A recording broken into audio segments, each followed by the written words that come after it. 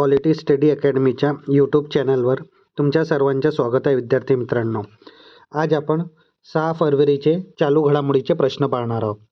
आपण ही सिरीज जी आपल्या चॅनलवर लॉन्च केलेली आहे ही UPSC, MPSC व इतर सर्व परीक्षेसाठी अत्यंत उपयोगाची सिरीज आहे. या सिरीजमध्ये आपण एक्झाम पॉईंट ऑफ एक महत्त्वाचा टॉपिक पाहतो. तर आजचा आपला महत्त्वाचा टॉपिक आहे फरवरीमधले महत्त्वाचे दिवस.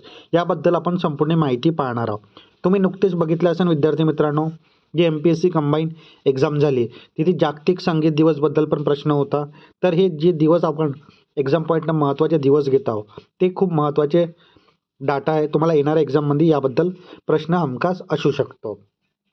जे विद्यार्थी आपल्या चॅनलवर नवीन असतील त्यांनी क्वालिटी स्टडी अकॅडमीच्या यूट्यूब चॅनलला सबस्क्राईब करायला विसरू नका, कारण की असेच महत्त्वाचे व्हिडिओ आणि तुम्हाला अपडेट आपल्या चॅनलच्या माध्यमातून मिळेल. तर आता चला आपण आजचे चालू घडामोडीचे प्रश्न पाहूया. तर काल विचारला गेला प्रश्न विद्यार्थी मित्रांनो, 68वा ग्रॅमी अवॉर्ड 2026मध्ये बेस्ट ऑडिओ बुक नरेशन आणि स्टोरी टेलिंग रेकॉर्डिंग श्रेणीमध्ये कोणाला पुरस्कार प्रदान करण्यात आला? तर या प्रश्नाचं उत्तर होतं ऑप्शन क्रमांक 1 दलाई लामा यांना. चला विद्यार्थी मित्रांनो, आता आपण यानंतर आजचे प्रश्न पाहूया.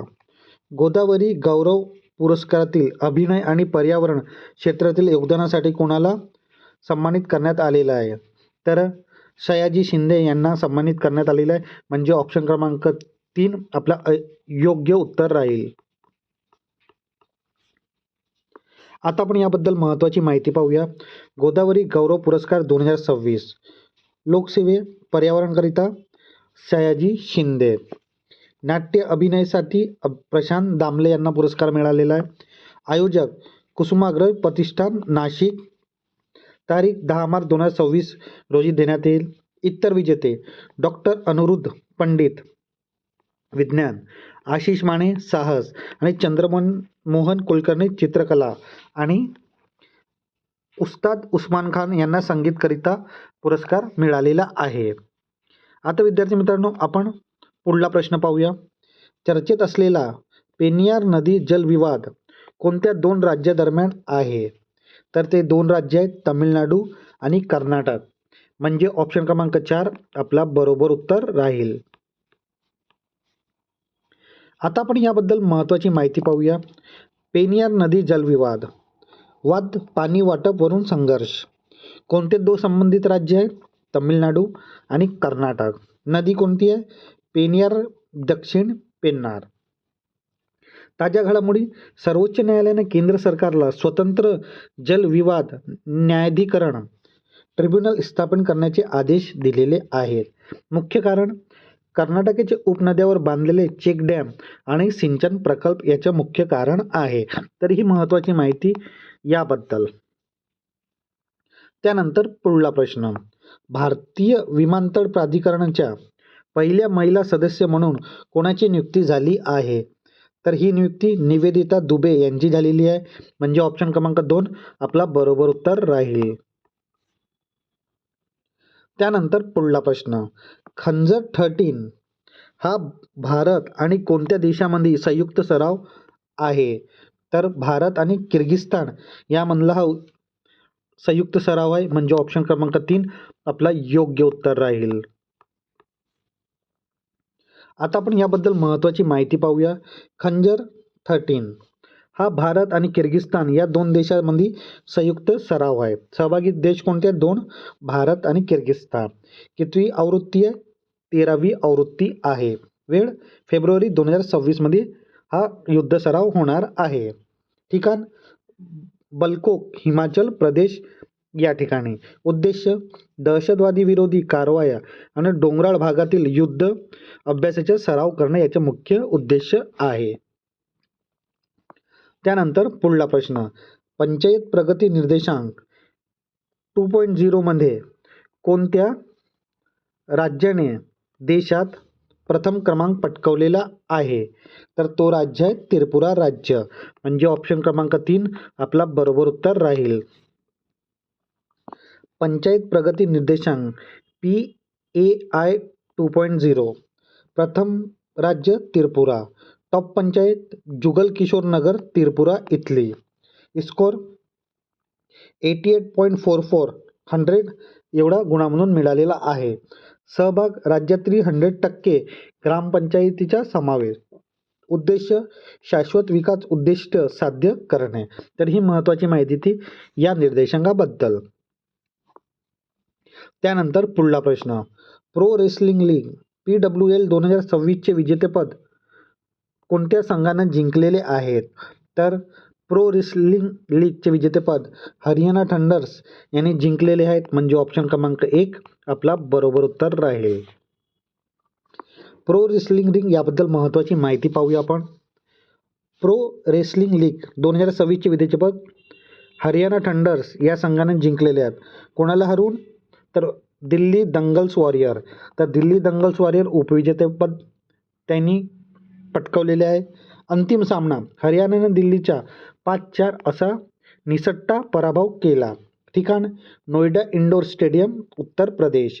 निर्णायक कामगिरी पॅरिस ऑलिम्पिक रौप्य पदक विजेता इरिना कोडलियाडेंको हिनं शेवटच्या लढतीत विजय मिळवून हरियाणाला विजेतेपद मिळवून दिलेलं आहे. बक्षीस विजेत्या संघाला 1.5 कोटी रुपये तर उपविजेत्याला 75 लाख रुपये मिळालेले आहेत.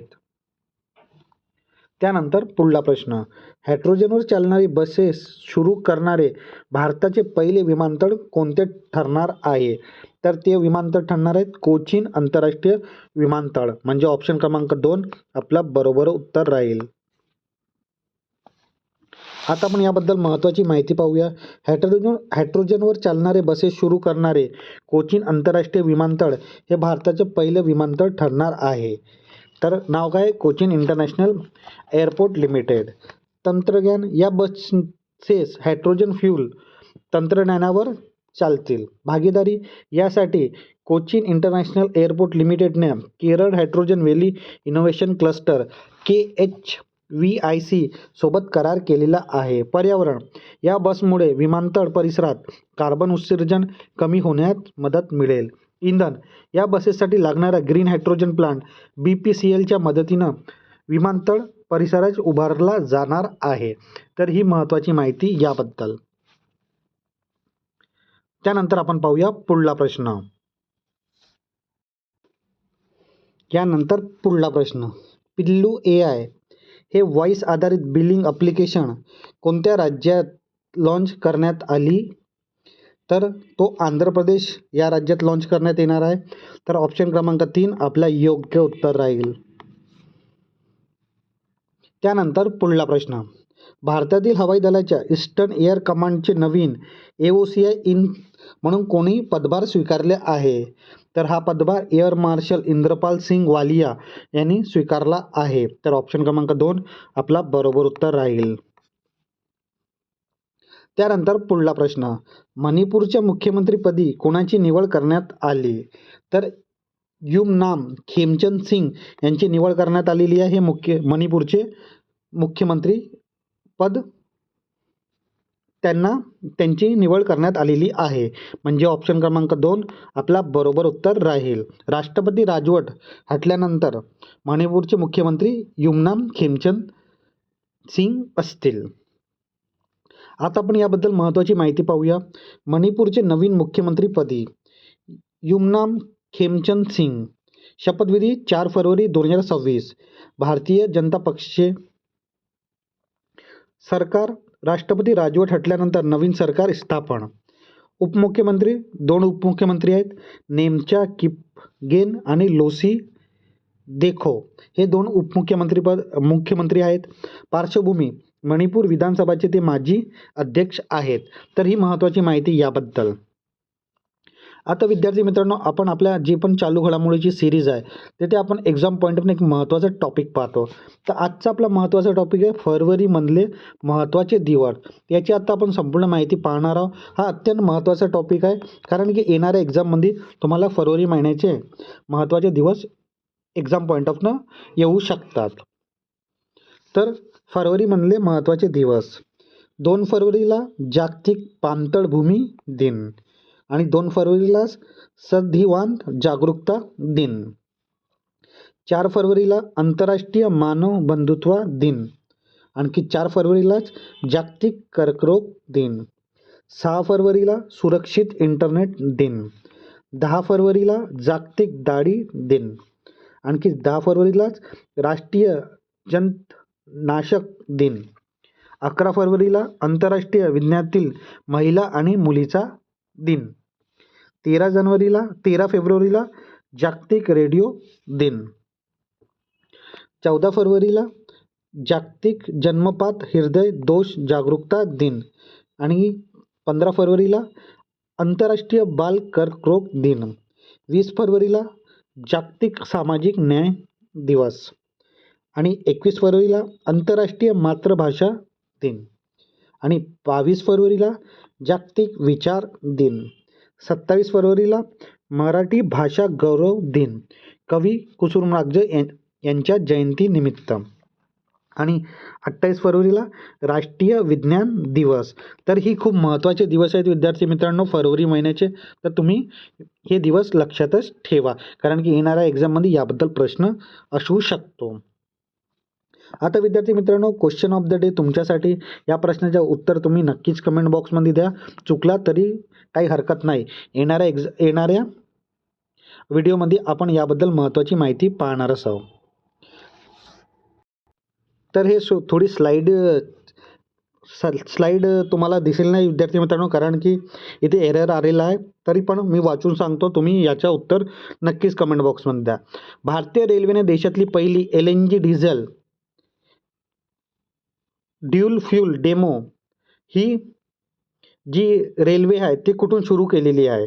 तर तुमचे ऑप्शन क्रमांक 1 लिहून घ्या नवी दिल्ली, ऑप्शन क्रमांक 2 लिहून घ्या मुंबई सेंट्रल, ऑप्शन क्रमांक 3 लिहून घ्या तुम्ही साबरमती अहमदाबाद आणि ऑप्शन नंबर 4 गांधीनगर. तर या प्रश्नाचं उत्तर नक्की तुम्ही कमेंट बॉक्समध्ये सांगा विद्यार्थी मित्रांनो.